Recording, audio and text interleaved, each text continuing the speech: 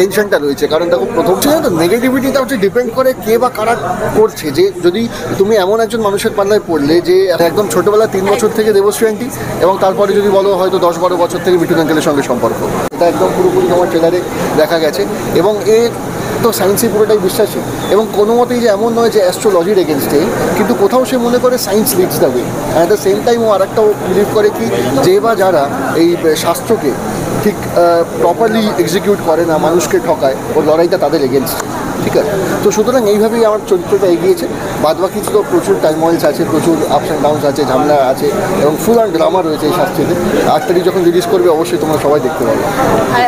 কিংবদন্তির সঙ্গে অভিনয়, কিংবদন্তির সঙ্গে সেটা কি বলবে? তাদের অনেক বছর বাদে একসঙ্গে কাজ। নিশ্চয়ই নিশ্চয়ই, মানে প্রায় 16টা বছর বাদে এই অপেক্ষার যে আমরা কবে দেখবো। আজকে এটা আমার বলতে পারো এটা আরও একটা আমার প্রাপ্তি, যে দুজন যেই একদম মেগাস্টার এই ছবিতে রয়েছেন একসঙ্গে।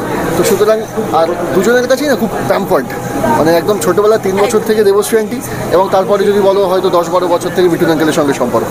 তো সেই মানুষগুলো একসঙ্গে রয়েছেন এবং সেখানে প্রোডাকশন হাউসটা আমার নাম যাচ্ছে। এটা আমার মনে হয় যে আমার কাছে এটা সম্মানের, আমার কাছে এটা বড় প্রাপ্তির, এবং এটাকে পাথেও করে যাতে আরও এগোতে পারি সেই চেষ্টায় থাকবে।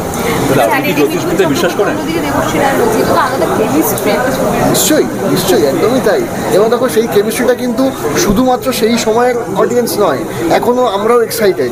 তো সুতরাং ওই কেমিস্ট্রিটা তো কোথাও একটা দাগ কেটেছে, এবং ওই কেমিস্ট্রিটাকেই যাতে যতটা আমরা ইউজ করার আমরা চেষ্টা করেছি, এবং আশা করি এই ছবিটা প্রত্যেকের ভালো লাগবে। ওনাদের তো মানে অভিনেতা হিসাবে যদি বলতে যাই, ওটা আমার স্পর্ধা এবং ধৃষ্টতা হবে, ঠিক আছে, কিন্তু মানে তাদের যে প্রেজেন্স পুরো ছবিটা জুড়ে, সেটা কিন্তু দর্শকের মন যথেষ্ট জয় করবে।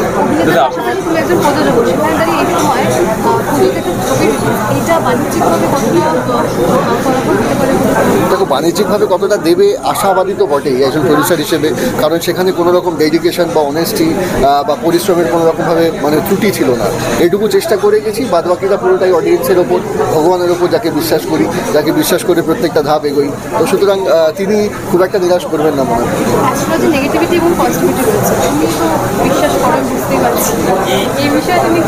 অ্যাকচুয়ালি তো নেগেটিভিটিটা হচ্ছে ডিপেন্ড করে কে বা কারা করছে। যে যদি তুমি এমন একজন মানুষের পাল্লায় পড়লে যে অ্যাস্ট্রোলজিটাকে ইউজ করছেন, কিন্তু মানুষকে সেটাকে ঠকাচ্ছেন, শুধুমাত্র তার হয়তো সেই শিক্ষাটা তার নেই, ঠিক আছে, কিন্তু সেই পারদর্শিতা তার নেই, কিন্তু তবুও সে শুধুমাত্র অর্থ উপার্জন করে যাচ্ছেন, এইটা তার নেগেটিভিটি।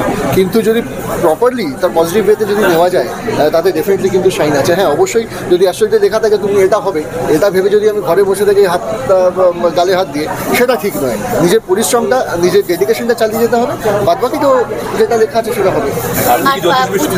বিশ্বাস করেন? হ্যাঁ, আপনি কি জ্যোতিষবিদ্যা বিশ্বাস করেন? এই যে আর পুজোতে তোমার প্রযোজনায় ছবি রিলিজ হচ্ছে, একটা ভালো লাগা তো থাকে, সঙ্গে কতটা টেনশনটা রয়েছে। কারণ দেখো প্রথমবার আমার হাউসের থেকে এরকম এত বড় একটা ছবি রিলিজ করছে পুজোতে, তো সুতরাং একটা টেনশন আছে, বাট তার প্যারালালি একটা কনফিডেন্সও আছে যে যারা রয়েছেন প্রত্যেকে, মানে আমরা কোথাও ভুল করিনি, ঠিক আছে।